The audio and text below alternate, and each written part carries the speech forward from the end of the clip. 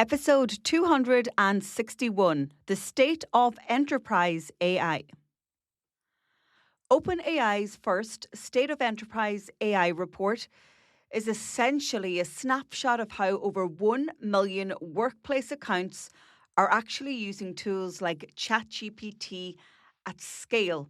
It's showing rapid adoption, modest but real daily time savings, and a big shift in what kinds of work people can do it all. Hello and welcome back to AI6, the podcast that is committed to bringing you into the AI age in just 6 minutes a day. I'm Joanne Sweeney and I am an AI practitioner, trainer and strategist. So, how is enterprise AI panning out? Well, OpenAI has got all the insights. For context, more than 1 million business customers now use OpenAI tools. The OpenAI study reveals how AI is being deployed inside organizations today, and it's drawing on two sources of data. Firstly, real-world usage data from enterprise customers of OpenAI, and secondly, they conducted an OpenAI survey of 9,000 workers across almost 100 enterprises, allowing them to document patterns of AI adoption. OpenAI says all data points were anonymized and aggregated to preserve privacy. There are four major findings from the report to help us better understand how to get the most from enterprise AI. The first finding, workers save between 40 and 60 minutes a day. On average, enterprise users say OpenAI tools save them between 40 and 60 minutes on professional tasks each workday, with technical roles like data science and engineering often at the upper end of that range. These are self-reported numbers, but they are consistent across 9,000 workers in about 100 companies, suggesting a solid, if modest, daily productivity gain at scale. Around 3/4 of users report that AI lets them complete tasks they previously could not perform at all, such as coding, spreadsheet automation, data analysis, and technical troubleshooting.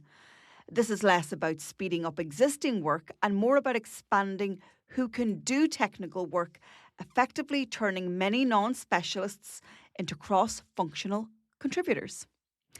The third finding, there's a growing gap between frontier and median users.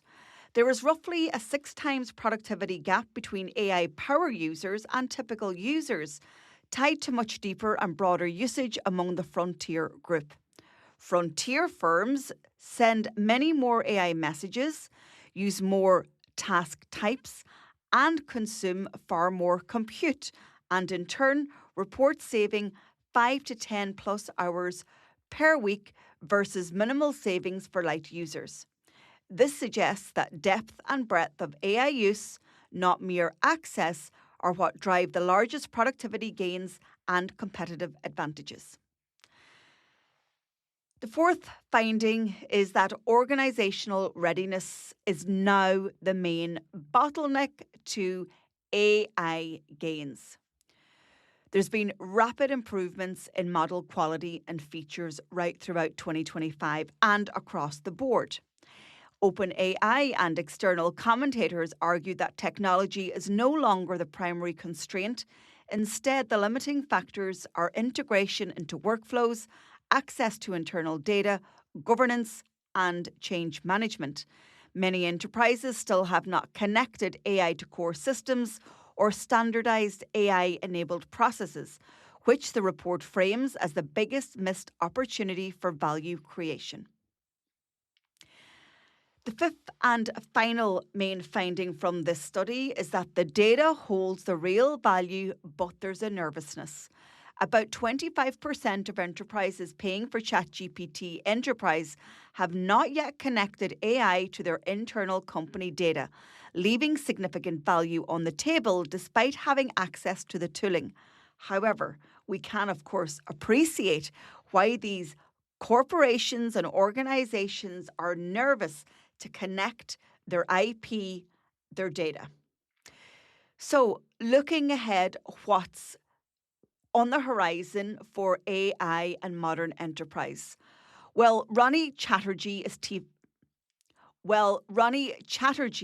chief economist at OpenAI, and he says this report is a call to AI for large organizations. To quote, the State of Enterprise AI report is designed to do more than describe how AI adoption is changing.